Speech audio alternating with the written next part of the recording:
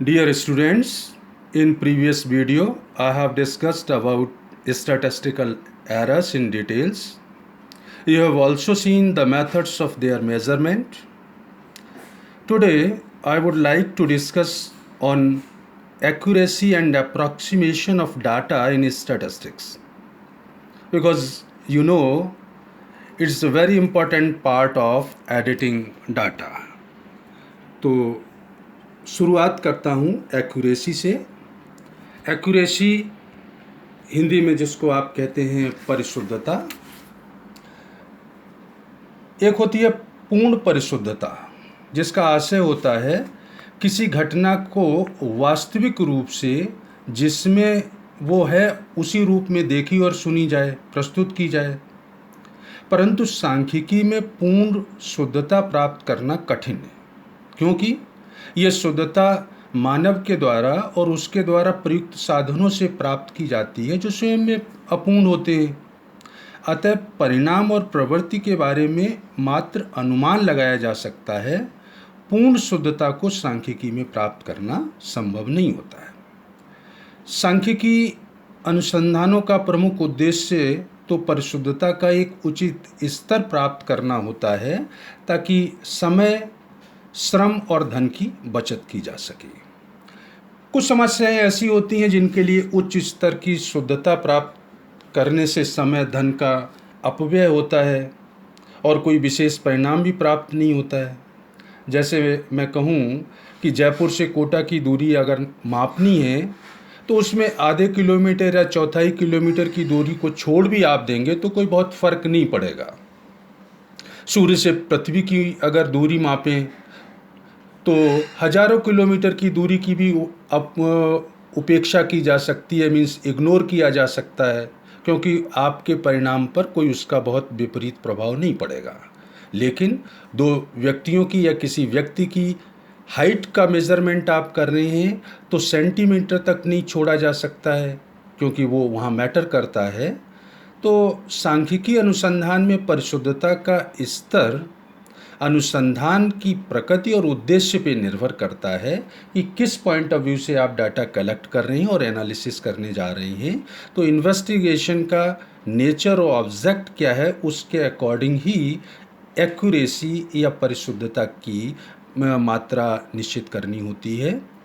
सांख्यिकी अनुसंधानों में अनुसंधानकर्ता का जो उद्देश्य होता है वो कोई गणितीय शुद्धता प्राप्त करना नहीं होता है, क्योंकि सांख्यिकी में मैथमेटिकल एक्यूरेसी की कोई बहुत उपयोगिता नहीं है। पूर्ण परिशुद्धता का सांख्यिकी अध्ययन में कम ही महत्व होता है। इसलिए अनुसंधानकर्ता उपलब्ध यंत्र और उपकरणों की व्यवहारिकता, समय और लागत की सीमाओं के अंतर्गत सांख्यिकी माप का परिशुद्धता का एक ऐसा स्तर या लेवल रखने का प्रयास करता है जितना कि उचित रूप से प्राप्त किया जा सके। तो सांख्यिकी अनुसंधान में एक्यूरेसी का मोटे तौर पे मैं कहूँ कि अनुसंधान का जो उद्देश्य और प्रकृति है और आपके पास जो उपलब्ध साधन हैं, उसके अनुसार आंकड़ों को आंकड़ों की एक्यूरेसी को आप निर्धारित कर सकते हैं और उसके आधार पर फिर आप अपना इन्वेस्टिगेशन कर सकते हैं। दूसरा पॉइंट होता है हमारा सन्निकटन का, अप्रॉक्सीमेशन का। अप्रॉक्सीमेशन से हमारा तात्पर्य है कि जो बड़ी संख्याएं होती हैं वो प्रायः भ्रामक और जटिल होती हैं, जिनको समझना और याद रखना सभी के लिए संभव नहीं होता है। उन्हें सरल और बोधगम्य बनाने के उद्देश्य से किसी पूर्णांक संख्या के रूप में व्यक्त किया जाता है, ताकि उनको आसानी से याद रखा जा सके और समझा जा सके।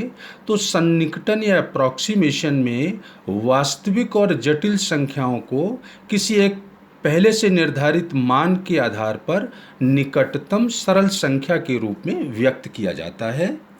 लेकिन यह ध्यान रखा जाता है कि अप्रॉक्सीमेशन करते समय कि जो आप संख्याओं को अप्रॉक्सीमेट कर रहे हैं उनका परिणाम पर विशेष अंतर न पड़े, और समंक जो हैं वो चूँकि बोधगम्य और याद रखने समझने योग्य होंगे तो विश्लेषण के योग्य भी बन जाएंगे। संख्याओं को किस सीमा तक अप्रॉक्सीमेट किया जाए ये परिशुद्धता के स्तर पर निर्भर करता है। इस प्रकार सन्निकटन का जो शाब्दिक अर्थ है उसमें जटिलताओं को सरल बनाना और यथोचित शुद्धता का स्तर प्राप्त करना माना जाता है, ताकि आप जो संख्याएं हैं वो एनालिसिस करने के लिए सही ढंग से और आसानी से काम में ले सकें। तो 2 पॉइंट है, एक्यूरेसी कितनी रखनी चाहिए और अप्रॉक्सीमेशन संख्याओं का कितना करना चाहिए। अब जो अप्रॉक्सीमेशन के मेथड्स हैं, सन्निकटन की रीतियां हैं, उनके बारे में मैं आपसे बात करूंगा। तो अप्रॉक्सीमेशन की 4 मेथड्स मोटे तौर पे देखे जाते हैं, जिसमें पहला आप देख रहे हैं कि संख्याओं को छोड़कर, बाय डिस्कार्डिंग फिगर्स, मीन्स पूर्व निर्धारित स्थानीय मान तक मूल अंकों को रख करके शेष समस्त अंकों को छोड़ दिया जाता है और उनके स्थान पे शून्य रख देते हैं। नीचे एग्जाम्पल पेज पे आप देखें, जैसे मैंने एक डिजिट लिख रखी है 3678238 संख्या का अप्रॉक्सीमेशन करना है और मैं आपसे कहूँ पहले मेथड के अनुसार, मीन्स संख्याओं को छोड़कर इनका अप्रॉक्सीमेशन सैकड़े तक करना है, हंड्रेड्स में करना है। तो नियम क्या है कि जहाँ तक अप्रॉक्सीमेशन करना है वो संख्या तो रख लीजिए और उसके बाद की संख्याओं के स्थान पे शून्य रख दीजिए।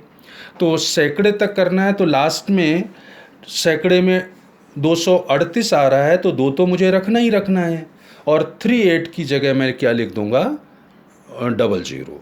अगर 1000 तक इसी संख्या का अप्रॉक्सीमेशन करना है तो हमारे पास 1000 का नंबर है, लास्ट में 8, तो 8 को तो रखना है और इसके बाद की संख्याओं के स्थान पर 3 शून्य लगा दूंगा। तो संख्याओं को छोड़ के मतलब जहाँ तक मान रखना है वहाँ तक की डिजिट रखिए, बाकी को हटा दीजिए और उतने शून्य लगा दीजिए। दूसरा तरीका होता है बाई एडिंग फिगर्स, मतलब जिस अंक तक आपको अप्रॉक्सीमेशन करना है उसके पश्चात के अंकों को तो हटा दीजिए और जो अंक आपने रखा है, जिस अंक तक आपको करना है उसमें 1 बढ़ा दीजिए, 1 प्लस कर दीजिए। जैसे एग्जाम्पल नीचे देखिएगा, संख्याओं को जोड़ करके ऊपर जो संख्या मैंने लिखी थी 3678238, इसको अगर सेकंड मेथड से अप्रॉक्सीमेट करना हो, हंड्रेड्स में करना हो, तो 100 की फिगर है 238 है ना, तो 100 की फिगर 200 है, तो 2 तो मुझे रखना ही रखना था। लेकिन जोड़ करके भाई एडिंग फिगर है, इसका मतलब 2 में 1 जोड़ दूंगा तो फिगर हो जाएगी 3678 और 2 की जगह 3 और बाकी के स्थान पे शून्य आ जाएगा। अगर यही थाउजेंड्स में मैं लिखूं तो थाउजेंड्स में 1000 की फिगर आती है 78,000, तो 78 तक मुझे लेना था, बाकी को छोड़ना है। लेकिन वही एडिंग फिगर है, 1 प्लस करना है, तो 8 की जगह 9 हो जाएगा। इसी तरह से तीसरा मेथड होता है निकटतम इकाई तक पूर्णांक बनाकर, the nearest round of figure. Round figure क्या मतलब, जिस अंक तक आपको अप्रॉक्सीमेशन करना है, सन्निकटन करना है, उसके बाद जो संख्या बचती है उसका स्थानीय मान से कंपेयर करते हैं हम। अगर वो शेष बची हुई संख्या स्थानीय मान के आधे से अधिक या बराबर है तो उस अंक में मैं 1 प्लस कर दूंगा और आधे से कम है तो मैं उसको छोड़ दूंगा। जैसे एग्जाम्पल के तौर पे देखें, यही संख्या है 3678238 को अप्रॉक्सीमेट करना है नियरेस्ट राउंड फिगर में। तो अगर मैं सैकड़े तक इसको अप्रॉक्सीमेट करूं तो सैकड़े की फिगर है 238, तो 200 तक करना था। लास्ट वाली फिगर जो है वो मैं देख रहा हूँ कितनी है, 38, और 100 तक आपको राउंड फिगर में लेना है। तो आपने अभी रूल में पढ़ा है कि जिस संख्या तक सन्निकटन करना है, अंक तक करना है, उसके बाद वाली संख्या को कंपेयर करेंगे जिस संख्या तक आप इनका अप्रॉक्सीमेशन कर रहे हैं। 100 तक कर रहे हैं तो 38 का कंपेयर करूंगा मैं 100 से, तो 38 जो है वो 100 के 50% से कम है। तो नियम है कि अगर जो संख्या छोड़ने वाली है, आप छोड़ने जा रहे हैं, वो सन्निकटन करने वाली संख्या के आधे या आधे के से अधिक या बराबर है तब तो एक प्लस करना है, और कम है तो उसको छोड़ दूंगा। तो 38 है तो 100 का 50% 50 होता है, तो 38 चूँकि 50% से कम है तो अप्रॉक्सीमेशन करते समय मैं डिजिट लिखूँगा 3678 और 200 ही लिखूँगा, 38 को छोड़ दूँगा। यही अगर संख्या 3678588 हो जाए तो अब 100 तक मुझे अप्रॉक्सीमेशन करना है तो 500 तो लेना ही लेना है। लास्ट में बच रहा है 88 जो 100 के 50% से ज़्यादा है, 50% से ज़्यादा है। तो नियम ये है कि जिस फिगर तक आप राउंड फिगर अप्रॉक्सीमेशन कर रहे हैं उसमें एक बढ़ा दीजिए। तो 500 मुझे लेना था, चूँकि 88 100 के 50% से अधिक है तो 5 की जगह एक प्लस कर दूंगा, तो फिगर हो जाएगी 3678600। ठीक है, तो तीन मेथड हो गए हैं। एक बाय डिस्कार्डिंग फिगर, जहाँ तक लेना है वहाँ तक की फिगर ले लीजिए, बाकी को छोड़ के उनके स्थान पे शून्य रख दीजिए। बाय एडिंग फिगर मीन्स जहाँ तक आपको अप्रॉक्सीमेशन करना है वहाँ तक की फिगर आप रख लीजिएगा, उसके बाद की संख्याओं को हटा दीजिए और जहाँ तक की फिगर आप रख रहे हैं उसमें एक प्लस कर दीजिए। और नियरेस्ट राउंड फिगर का मतलब जो संख्या छोड़ रहे हैं उसको कंपेयर कर लीजिएगा राउंड फिगर की जाने वाली डिजिट से। अगर वो 100 है, 1000 है तो उसके 50% या उससे ज़्यादा है तो एक प्लस कर दीजिए, और उससे कम है तो छोड़ दीजिए।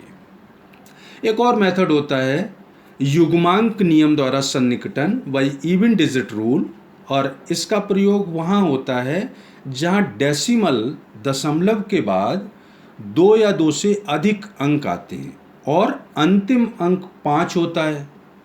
डेसिमल के बाद 2 या 2 से अधिक अंक हो और लास्ट वाली डिजिट जो होगी वो 5 होगी। तो यदि अंतिम अंक के 5 है तो मैं ये देखूंगा कि उससे पहले वाली डिजिट कौन सी है। यदि अंतिम अंक के पूर्व का अंक विषम है, ऑड है, तो अंतिम 5 को भी 1 मान लिया जाता है, और यदि वो संख्या सम है, इवन है, तो अंतिम 5 को छोड़ दिया जाएगा। मीन्स ये मेथड वहाँ काम में लेंगे जब पॉइंट्स के बाद 2 या 2 से अधिक संख्याएं हों और सबसे लास्ट में 5 हो, तो 5 से पहले वाली डिजिट कौन सी है। अगर ऑड है तो एक प्लस मान कर दूंगा, और इवन है तो अंतिम 5 को फिर छोड़ दिया जाएगा। तो इस तरह से आज का पॉइंट ऑफ डिस्कशन अपना था कि सम अंकों में एक्यूरेसी कितनी होनी चाहिए, कैसे निर्धारित करेंगे, और उनका अप्रॉक्सीमेशन किस तरह किया जाता है, और अप्रॉक्सीमेशन के स्टैटिस्टिक्स में कौन कौन से मेथड्स काम में लिए जाते हैं। ये सारा डिस्कशन एडिटिंग ऑफ डाटा है। जो आप डाटा कलेक्ट करते हैं तो उन आंकड़ों को इन्वेस्टिगेशन के काम में लेने से पहले उनको विश्लेषण के योग्य बनाने के लिए इस प्रक्रिया को अपनाया जाता है। तो आज के लिए बच्चों इतना ही। धन्यवाद।